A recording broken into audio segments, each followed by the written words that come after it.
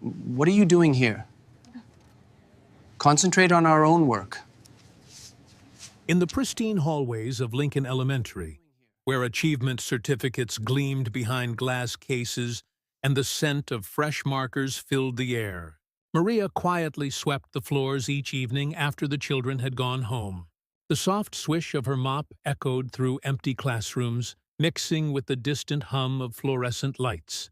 No one knew that beneath her humble custodial uniform beat the heart of someone who had once stood before lecture halls filled with eager minds.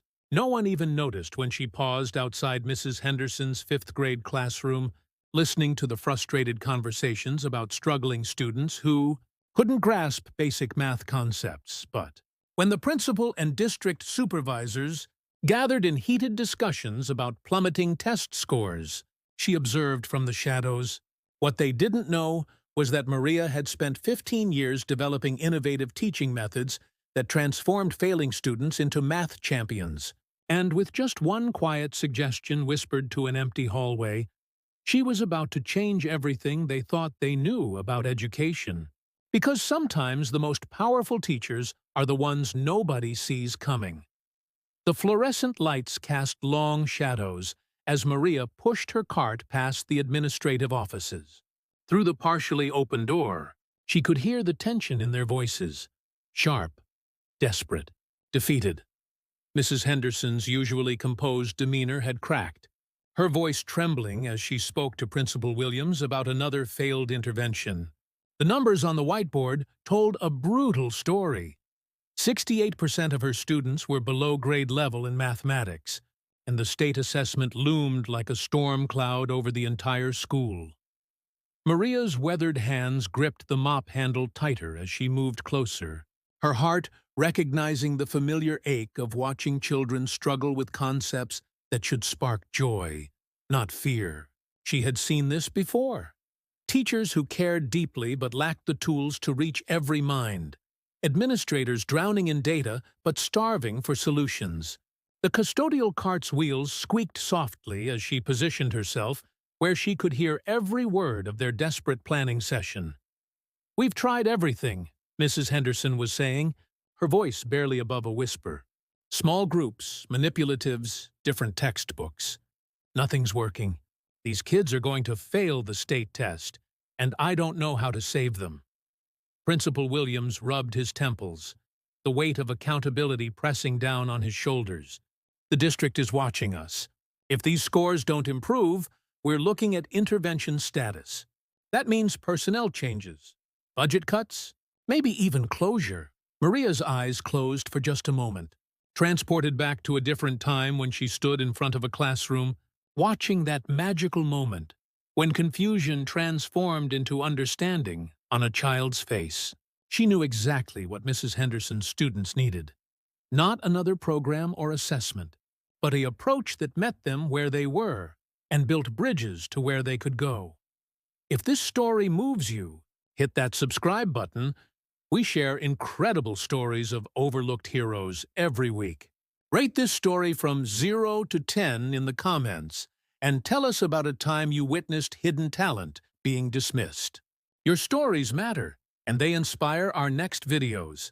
Sometimes the most extraordinary people are hiding in plain sight, waiting for their moment to shine.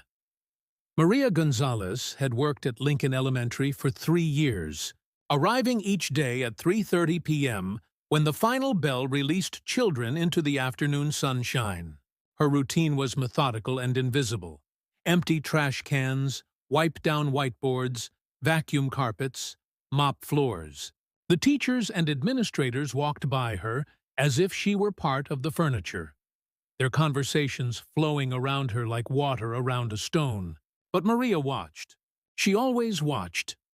The school's hallways bore witness to a stark contrast, gleaming trophy cases celebrating past achievements, while current reality painted a different picture. Test score charts showed declining performance, and parent-teacher conference schedules overflowed with concerns. Maria moved through this world silently, her keen eyes taking in every detail. The way Mrs. Henderson stayed late grading papers with increasingly frustrated red marks, how Mr. Thompson's shoulders sagged under the weight of lesson plans that weren't reaching his students, the way Principal Williams paced his office during phone calls with district officials. On that Tuesday evening in October, Maria heard something that made her pause mid-stroke with her mop. "The manipulatives aren't working," Mrs. Henderson was saying to the curriculum coordinator. "I've tried base 10 blocks, counting bears, fraction strips, nothing's clicking. When I show them 2/3, they see it visually, but they can't apply it to word problems or abstract concepts." Maria moved closer, her pulse quickening. Those words weren't foreign to her. She whispered under her breath, "They need the concrete to representational to abstract progression with peer discourse integration." Mrs. Henderson looked up sharply from her desk, catching sight of Maria in the doorway. "Excuse me," she said with a dismissive smirk. "I don't think custodial input is needed on curriculum matters." But deep inside Maria, something had stirred. Not anger at the condescension, but recognition. She had spent countless evenings listening to these same frustrations, knowing she held keys to doors these dedicated educators couldn't find. The curriculum coordinator chuckled. Maybe she thinks she knows better than certified teachers with master's degrees. Her tone carried the casual cruelty of someone who had never questioned their assumptions about who belongs in educational conversations. Maria quietly returned to her mopping, but her mind raced back to another life, another time. In her modest apartment that night, she sat surrounded by boxes she rarely opened, filled with lesson plans written in her careful handwriting, research articles dog-eared from late-night reading, photographs of former students celebrating their mathematical discoveries. Her Teaching Excellence Award from the Universidad Nacional sat buried beneath years of careful forgetting. She had been Professor Maria Elena Gonzalez once, developing innovative mathematics pedagogy at the university level while simultaneously running after-school programs for struggling elementary students. Her research on culturally responsive mathematics instruction had been published in 3 peer-reviewed journals. Her methods had transformed failure rates into success stories, turning math anxiety into mathematical confidence. The last time she had touched those materials, she had been preparing for the biggest conference presentation of her career. But then the call came. Her mother's stroke, her father's deteriorating health, the impossible choice between professional dreams and family responsibility. She had packed her life into boxes and crossed the border to care for the people who had sacrificed everything for her education. Her credentials didn't transfer easily. Her accent marked her as different. Her advanced degrees from Mexico required expensive validation processes she couldn't afford while supporting her parents. So she took the only job available, custodial work that paid enough to cover rent and medical bills while she navigated immigration, paperwork, and credential recognition, processes that seemed designed to exclude rather than include. But watching these children struggle, while their teachers fought valiantly with insufficient tools, was breaking her heart. Every evening, she witnessed the aftermath of educational approaches that meant well but missed the mark.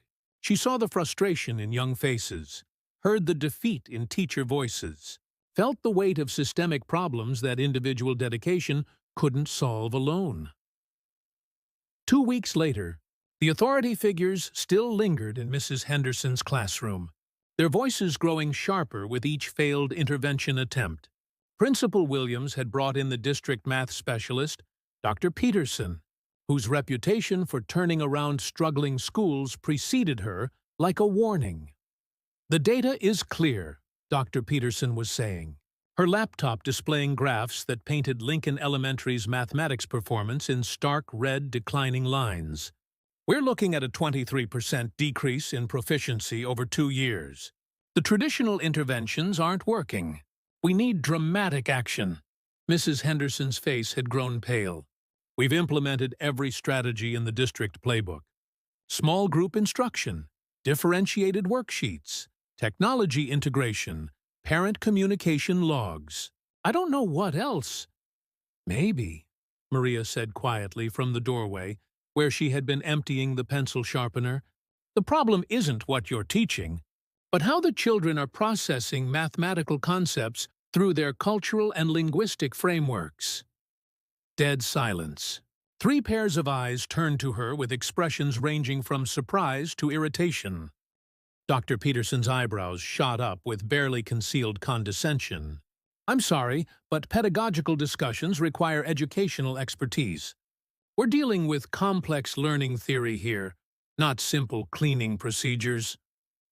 The words hit Maria like a physical blow, but this time something was different.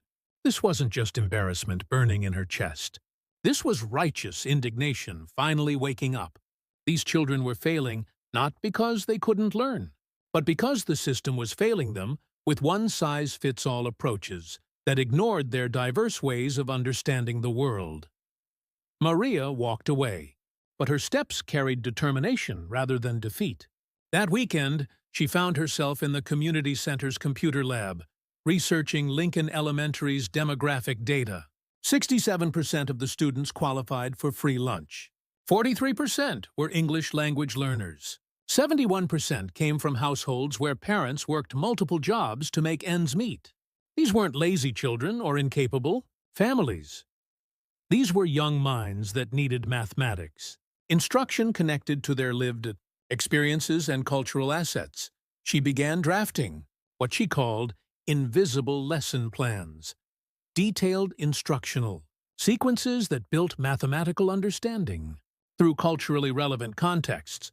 Instead of abstract word problems about buying apples at a generic store, she created scenarios about family members sending money across borders, calculating ingredients for traditional recipes that fed extended families, measuring materials for community garden projects. Her plans included what educators call funds of knowledge approaches, recognizing that children from immigrant and working-class families possessed sophisticated mathematical thinking from real-world problem-solving, even if they struggled with decontextualized school mathematics.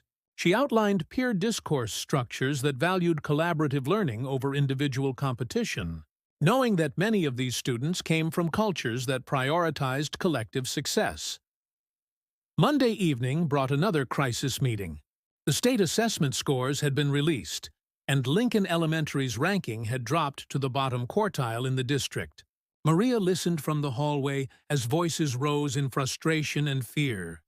"We're out of options," Principal Williams was saying. "The superintendent wants a complete curriculum overhaul, which means starting from scratch with new materials, new training, new everything. We're talking about a year of chaos while we rebuild. Unless," Dr. Peterson said slowly, "we can find a dramatic intervention that shows immediate results, something innovative enough to buy us time with the district office." Maria's heart pounded as she realized this was the moment, not just for her to step forward, but for her to advocate for children whose mathematical brilliance was being systematically overlooked and undervalued. She thought of her former students at the university, many of whom had been written off by previous teachers before discovering their mathematical gifts through culturally responsive instruction. Taking a deep breath, she stepped fully into the doorway. "What if I told you that the solution isn't new curriculum, but understanding the mathematical strengths these children already bring to school?"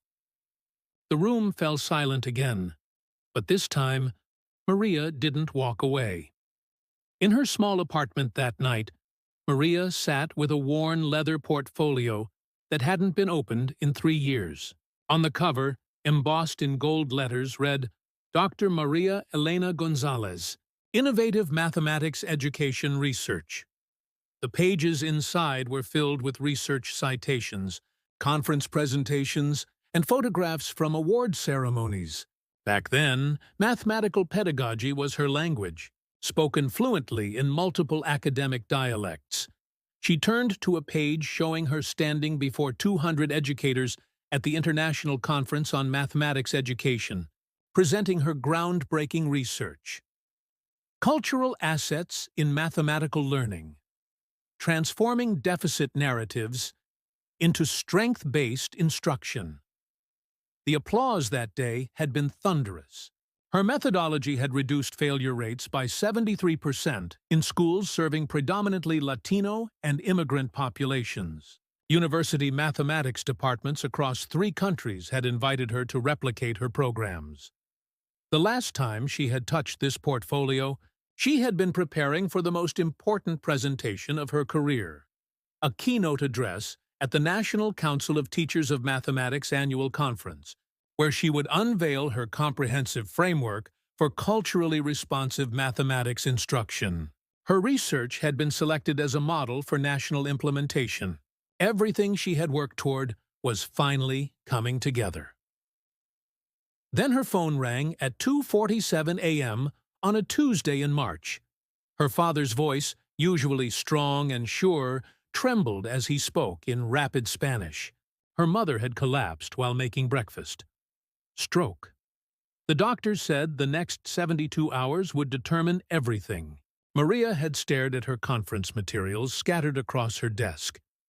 Lesson plans that could transform American mathematics education, research that could change thousands of children's lives, and known immediately what she had to do.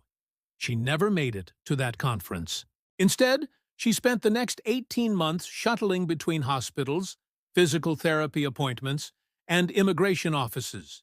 Her mother survived but required constant care.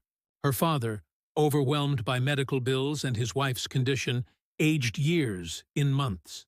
The family's savings evaporated into treatment costs and medications not covered by their limited insurance. Maria's academic visa expired while she was focused on family crisis. Her research position at the university became untenable as she missed semester after semester. Colleagues expressed sympathy, but moved on to their own projects. Her groundbreaking methodology became someone else's footnote. The mathematics education revolution she had been leading continued without her. She never regretted choosing family over career. But watching her parents struggle to navigate American healthcare systems while she scrubbed floors to pay for their medications felt like a particularly cruel irony. Her expertise in education remained intact, but her credentials became irrelevant when survival required immediate income rather than long-term career building. The custodial position at Lincoln Elementary had been a lifeline. Steady pay, health insurance, and proximity to the educational world that still called to her heart. She thought she could be content observing from the margins, contributing through quiet service rather than public leadership. But hearing those children's struggles described in clinical terms, watching dedicated teachers exhaust themselves with ineffective methods, knowing she possessed solutions that could transform their educational experience, the silence had become unbearable. Maria traced her finger over a photograph from her final day teaching at the university. 23 graduate students who had learned to see mathematics through culturally responsive lenses, who would go on to teach thousands of children using strength-based approaches. Her legacy lived in their classrooms, even as she pushed a mop through empty hallways. But this time, Maria didn't cry over what she had lost. She turned to her laptop and started to type, "Mathematical Learning Assets in Latino, Elementary Students, a Strength-Based Intervention Proposal for Lincoln Elementary School." The academic language flowed back like muscle memory, precise and powerful. Her research skills hadn't atrophied. They had been waiting. "There it is," she whispered to her reflection in the computer screen. It was always there. She worked until dawn, crafting a comprehensive intervention proposal that connected her years of research to Lincoln Elementary's specific challenges. Not as Maria the custodian asking permission to speak, but as Dr. Maria Elena Gonzalez, mathematics education expert, offering solutions born from deep understanding of both pedagogy and the cultural assets her students possessed. The sun rose over a transformation that had been building for 3 years, waiting for the right moment to emerge from the shadows. The school was still asleep when Maria stepped through the employee entrance at 5:30 a.m., her leather portfolio tucked carefully under her arm. She had requested a meeting with Principal Williams, but not as Maria the custodian. This time, she had sent a formal email signed Dr. Maria Elena Gonzalez, Mathematics Education Specialist, with her complete proposal attached. She entered the main office through her master key access, knowing she had 90 minutes before the first administrators arrived. The conference room was silent, morning light filtering through windows that overlooked the playground where children would soon gather. No hesitation. Maria arranged her materials with the precision of someone who had presented to audiences of hundreds. Her research portfolio, printed copies of her intervention proposal, and a simple folder containing photographs of her former students. Children who had transformed from mathematics failures to academic success stories using her methods. When she finished setting up, Maria looked at the conference table transformed into a professional presentation space. There was nothing else to say. Her work would speak for itself. She quietly left, returning to her custodial duties while waiting for the discovery that would change everything. Principal Williams arrived at 7:15, coffee in hand, expecting another routine day of crisis management. He stopped dead in the conference room doorway. On the table lay a 23-page research proposal titled Transforming Mathematical Learning Through Cultural Asset Pedagogy, an Implementation Framework for Lincoln Elementary. The executive summary began. Current achievement gaps in mathematics reflect systemic, instructional approaches that fail to recognize and build upon students' cultural and linguistic resources, rather than individual student deficiencies. "What the hell?" he whispered, picking up the document. The author credentials at the top made him sit down hard in his chair. Dr. Maria Elena Gonzalez, Ph.D., Mathematics Education, Universidad Nacional, former Associate Professor of Mathematics Pedagogy, published researcher in culturally responsive instruction, 15-plus years developing innovative teaching methodologies. Within minutes, his phone was ringing Dr. Peterson from the district office. "You need to see this," he said, photographing pages with his phone. "Someone left a comprehensive intervention proposal in our conference room. It's exactly what we've been looking for." Soon, 4 district officials stood in the conference room, analyzing Maria's proposal with growing excitement. The methodology was sophisticated yet practical, addressing Lincoln Elementary's specific demographic challenges with research-backed solutions. Her approach included detailed lesson plans that connected mathematical concepts to students' lived experiences, assessment strategies that valued collaborative problem-solving over individual testing, and professional development frameworks for teachers. "This could be revolutionary," Dr. Peterson said, studying Maria's sample lessons. "Look at this problem. Instead of, if Johnny has 12 apples and gives away 4, how many does he have left?"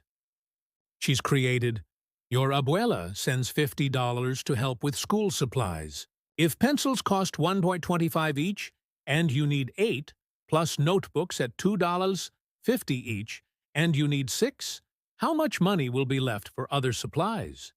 Deacon, it's the same mathematical concept, but contextualized in students' actual family experiences. The district curriculum coordinator was photographing every page. The research citations are impeccable. This isn't just theory. She's got outcome data from actual implementations.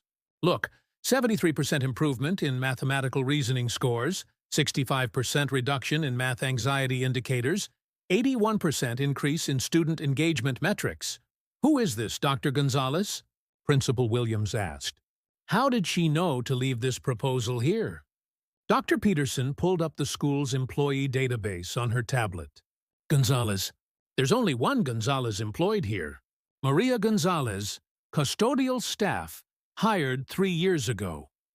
She showed the screen to Principal Williams, whose face went pale as recognition dawned. "The custodian," he said quietly. "She's been listening to all our meetings about the math scores. She tried to offer suggestions before, but The silence in that conference room was deafening, as 4 education professionals realized they had been dismissing expert input for 3 years, not because the ideas lacked merit, but because they couldn't see past their assumptions about who belongs in academic conversations. Dr. Peterson cleared her throat. "We need to meet with Dr. Gonzalez immediately. If even half of this methodology can be implemented, we're looking at completely transforming mathematics education not just at Lincoln, but potentially district-wide." The social media post went viral later that morning when a teacher at Lincoln shared the story. Plot twist: our custodian is actually a Ph.D. mathematics education expert who's been quietly developing solutions to our biggest challenges while we complained about problems she could solve. They pulled Maria's employment file and found her listed emergency contact information, but nothing about her educational background or previous career. The application had asked for relevant experience, and she had simply written child care and educational support. Principal Williams realized they had never asked follow-up questions, never conducted a thorough interview, never looked beyond their immediate staffing need. "Maria Gonzalez," Dr. Peterson said slowly, studying the custodial schedule. "She's here right now. 3rd shift, 3:30 p.m. to midnight." "That's the woman who tried to offer suggestions about our math curriculum," Mrs. Henderson whispered, her face flushing with the memory of her dismissive responses. "I told her that curriculum discussions required educational expertise." At 4:00 p.m., Maria sat across from Principal Williams, Dr. Peterson, Mrs. Henderson, and the district curriculum coordinator in the same conference room where her proposal had sparked a revolution. Her leather portfolio rested on the table beside her employee badge and custodial keys. The contrast between her two identities lay spread before them like evidence in a case about assumptions and overlooked brilliance. "You want to know who I am," she said, her voice carrying the quiet authority of someone who had spent years commanding respect in academic settings. "So I'll tell you." Maria opened her portfolio to reveal newspaper clippings from mathematics education conferences, photographs of her receiving teaching excellence awards, letters of recommendation from university colleagues, and published research articles bearing her name as lead author. "I earned my Ph.D. in mathematics education from Universidad Nacional in Mexico City, where I spent 8 years developing culturally responsive pedagogy for elementary mathematics instruction. My research was implemented in over 40 schools across 3 countries. I was invited to keynote the National Council of Teachers of Mathematics conference before my life changed dramatically." She turned to a photograph of herself standing before 200 educators, presenting research that would later transform mathematics education in multiple school districts. "My parents became seriously ill 3 years ago. My mother had a stroke that required intensive care and rehabilitation. My father couldn't manage her medical needs alone while working to pay for treatments not covered by their insurance. I had a choice: continue my academic career or return home to care for the people who sacrificed everything for my education." The room was absolutely silent as Maria continued, her professional composure masking years of personal struggle. "I didn't leave mathematics education.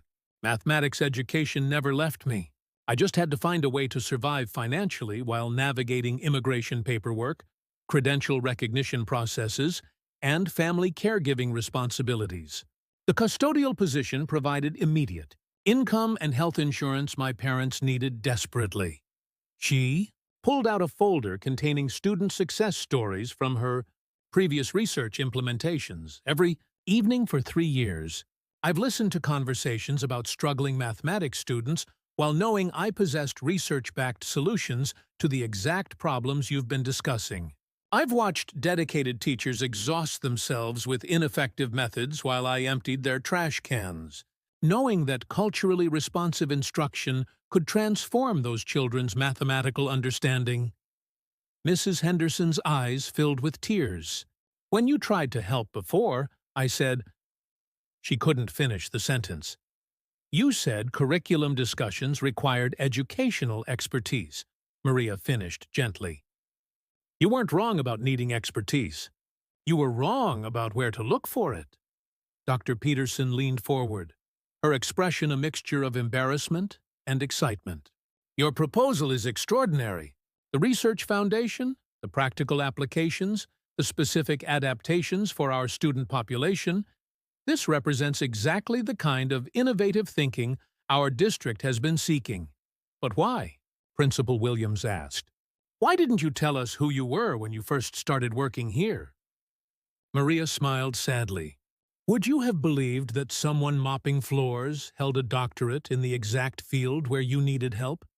Or would you have assumed I was exaggerating my qualifications, like so many immigrants are accused of doing when they mention their professional backgrounds from other countries? The question hung in the air like a challenge none of them could answer comfortably. I needed this job to survive, Maria continued. I couldn't risk losing it by seeming to overstep boundaries or challenge authority. But watching these children struggle while possessing tools to help them succeed became ethically impossible to ignore. In that quiet conference room, they finally saw Maria not as the invisible custodian who cleaned their spaces, but as Dr. Maria Elena Gonzalez, mathematics education expert who had been waiting patiently for someone to recognize her expertise and value her contributions. The next morning, Maria stepped into Lincoln Elementary like always, but something was fundamentally different. Word had spread through the building about the previous day's revelation. Teachers who had barely acknowledged her presence for 3 years now looked at her with a mixture of amazement and shame. The custodial cart sat unused in the storage closet. Today, Maria carried her leather portfolio instead of cleaning supplies. The faculty meeting room was packed beyond capacity. Teachers from other schools in the district had requested permission to attend. Mrs. Henderson stood at the front of the room, her voice trembling with emotion as she addressed her colleagues. Yesterday, I learned something that will change how I think about expertise and assumption for the rest of my career, she began. For 3 years, I've been working alongside someone who held solutions to our biggest challenges, and I was too blinded by my own prejudices to see her brilliance. The room fell silent as Maria entered. No longer the invisible custodian, but Dr. Maria Elena Gonzalez, mathematics education specialist. A wave of spontaneous applause began with Mrs. Henderson and spread throughout the room until every educator was standing, their ovation acknowledging both Maria's expertise and their collective failure to recognize it sooner. Thank you, Maria said, her voice carrying across the room with the authority of someone accustomed to academic presentations. But this applause belongs to your students, who have been waiting patiently for mathematics instruction that honors their intelligence and builds on their cultural assets. Later that afternoon, the district superintendent arrived with a formal proposal. Lincoln Elementary would become the pilot site for implementing Maria's culturally responsive mathematics curriculum. The district would provide substitute coverage for her current custodial duties while she transitioned into an educational consultant role. Her salary would reflect her expertise rather than her job classification. A new position would be created specifically for Maria, Director of Culturally Responsive Mathematics Education, with responsibility for training teachers across the district in her innovative methodologies. Under one condition that Maria herself proposed, I want to continue some custodial duties in the evenings. These children need to see that there's no shame in honest work, and I need to remember that expertise can be found in the most unexpected places. 3 weeks later, the Lincoln Elementary auditorium was packed with parents, community members, and educators from across the region. Maria stepped to the podium, looking out at faces that reflected her students' diverse backgrounds, families who worked multiple jobs, immigrants navigating new systems, parents who had been told their children weren't math people. My name is Dr. Maria Elena Gonzalez, she began, and I want to tell you something important about your children. They are mathematical thinkers. They solve complex problems every day, calculating bus schedules to get to school, converting currencies when families send money across borders, measuring ingredients to help prepare family meals, budgeting limited resources to meet multiple needs. The audience leaned forward as Maria continued, her passion for mathematics education evident in every word. Your children don't need to be fixed or remediated. They need mathematics instruction that recognizes and builds upon the sophisticated thinking they already do. They need teachers who understand that different doesn't mean deficient, and that cultural diversity is a mathematical asset, not an obstacle to overcome.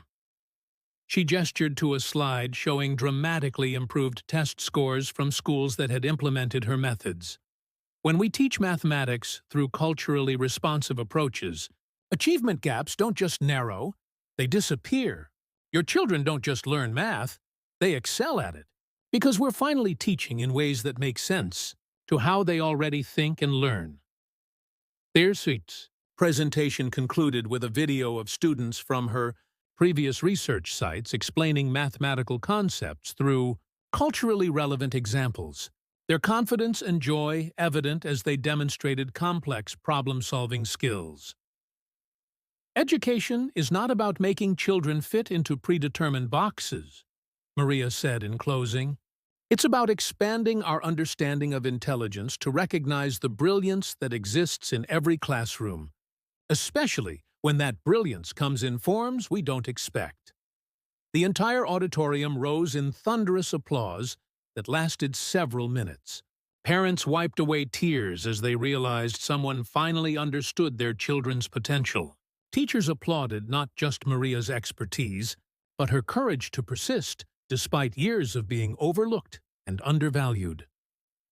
In the front row, Mrs. Henderson clapped until her hands hurt, thinking about all the mathematical potential she had missed because she had been looking for expertise in all the wrong places.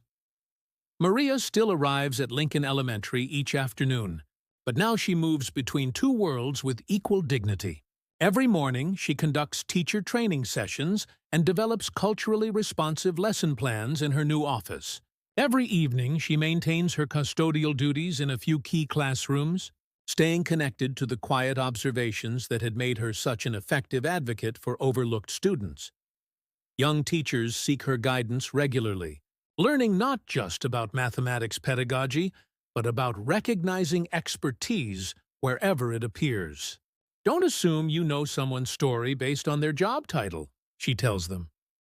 The most profound insights often come from people who've been watching and listening while everyone else was talking. Her intervention program has been implemented in 12 schools across the district, with mathematics proficiency scores rising an average of 58% in the first year.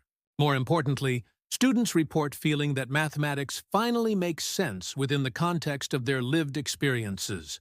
Parent engagement in mathematics education has increased by 73% as families see their cultural knowledge valued rather than dismissed.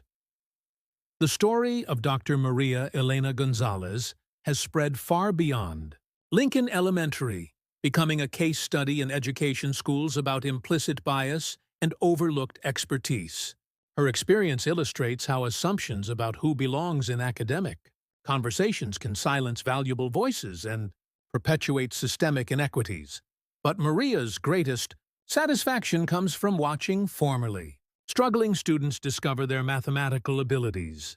Children who once believed they were bad at math now approach problems with confidence, using culturally familiar contexts to bridge into abstract mathematical thinking.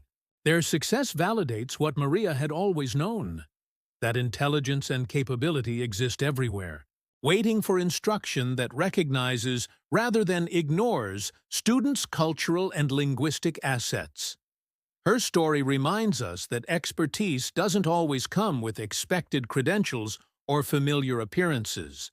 Sometimes the most transformative solutions are offered by voices that have been systematically marginalized or overlooked. The question isn't whether brilliance exists in unexpected places. The question is whether we're humble enough to recognize it when it doesn't match our preconceptions. What hidden talents are you overlooking in your own life? What voices are you dismissing because they don't sound like what you expect expertise to sound like? Share your thoughts below, and remember that the next person offering you wisdom might be someone you'd never think to ask.